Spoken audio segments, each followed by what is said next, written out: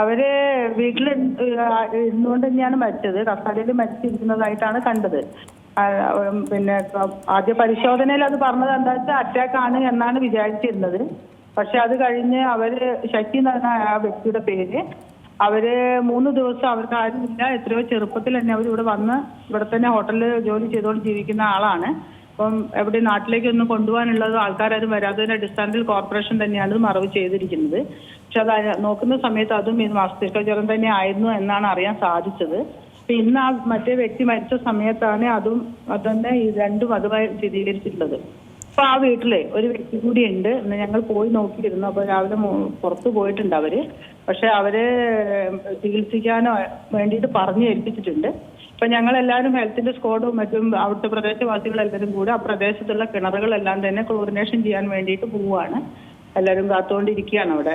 ഈ ഹോട്ടലിൽ പരിശോധന നടത്തിയിട്ടുണ്ടായിരുന്നു. അവിടെ എന്തെങ്കിലും അനധികൃതമായിട്ട് ഈ വൃത്തിയില്ലാത്തൊരു അന്തരീക്ഷമാണോ? എന്താണ് അവിടുത്തെ ഒരു പ്രധാനപ്പെട്ട ഒരു പോരായ്മയായിട്ട് നിങ്ങൾക്ക് തോന്നുന്നത്? നടത്തേണ്ട ഒരു ആവശ്യമില്ല. കാരണം എന്താ വെച്ചാൽ ഹോട്ടൽ ഓണം കഴിഞ്ഞതിന് ശേഷം തുറന്നിട്ടില്ല. അവിടെ വൃത്തിയാക്കാൻ വേണ്ടിയിട്ട് അത് മറ്റുള്ള പണിക്കുമായിട്ട് ഹോട്ടൽ പൂട്ടിയിട്ടിരിക്കുക തന്നെയായിരുന്നു.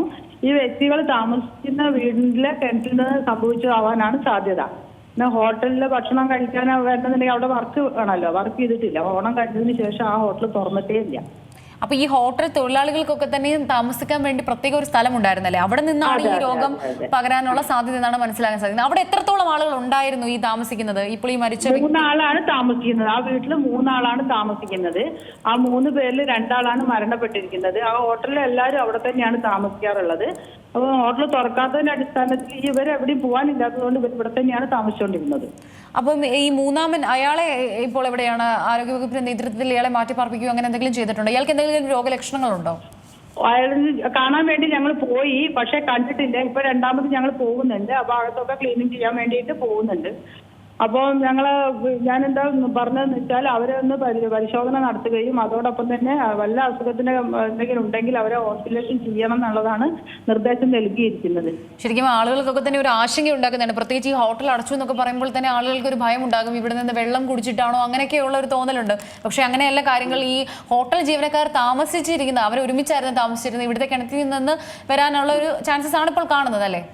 അതെ, അങ്ങനെയാണ് സംഭവിച്ചിരിക്കുന്നത്. ഹോട്ടലിലെ വെള്ളം കുടിച്ചത് കൊണ്ടുള്ള രോഗമൊന്നുമല്ല. കാരണം ഹെൽത്ത് ഡിപ്പാർട്ട്മെന്റ് ആൾക്കാരാണെങ്കിൽ പോലീസ് ഡിപ്പാർട്ട്മെന്റ് ആൾക്കാരാണെങ്കിലും അവിടെ തന്നെയാണ് ഭക്ഷണം കഴിക്കാറ്. കാരണം പന്നിയങ്കര അടുത്ത് തന്നെയാണ് ഈ ഹോട്ടൽ ഉള്ളത്. അപ്പൊ ഇവരെല്ലാ ഇതിലുള്ള ആൾക്കാർ ഇവിടെ തന്നെയാണ് ഭക്ഷണം കഴിക്കുന്നത്. അപ്പൊ ഓണം കഴിഞ്ഞതിന് ശേഷം ആ ഹോട്ടൽ തുറന്നിട്ടില്ല. അപ്പൊ അതുമായി ബന്ധപ്പെട്ടിട്ട് ഒരു രോഗം വരാൻ സാധ്യതയില്ല. ഇവിടെ താമസ സ്ഥലത്തു നിന്നാണ് ഇത് സംഭവിച്ചിരിക്കുന്നത്.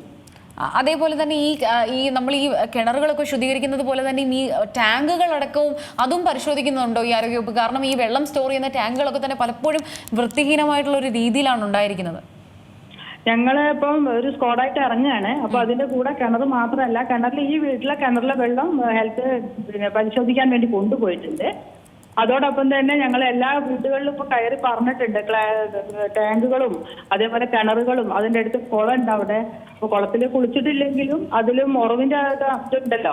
അപ്പൊ അങ്ങനെയുള്ള സ്ഥലങ്ങളെല്ലാം ഒന്ന് പരിശോധിച്ചിട്ട് അതിലെല്ലാം ക്ലീനിങ് ചെയ്യാനുള്ള ഒരു നിർദ്ദേശം എടുക്കുകയാണ്. പ്രദേശത്തുള്ള ആൾക്കാരെ കൂട്ടിയിട്ടുണ്ട്. സന്നദ്ധ സംഘടനകളെ സംഘടിപ്പിക്കുന്നുണ്ട്. അതോടൊപ്പം തന്നെ ഹെൽത്ത് ഡിപ്പാർട്ട്മെന്റും കൂടി ആയിട്ടാണ് ഞങ്ങൾ ചെയ്യാൻ ഉദ്ദേശിക്കുന്നത്. ഇപ്പൊ ഈ സമയം അവിടെ ആള് കാത്തു നിൽക്കുന്നുണ്ട്. അപ്പൊ അതോടൊപ്പം തന്നെ ഞാൻ അവരോടൊപ്പം ഇറങ്ങാൻ വേണ്ടിയിട്ട് പോവാണ്. ഏറ്റവും പുതിയ വാർത്തകളും വിശേഷങ്ങളും വിരൽ തുമ്പിലറിയാൻ സീ മലയാളം ന്യൂസ് എല്ലാ ഡിജിറ്റൽ പ്ലാറ്റ്ഫോമുകളിലും ലഭ്യം.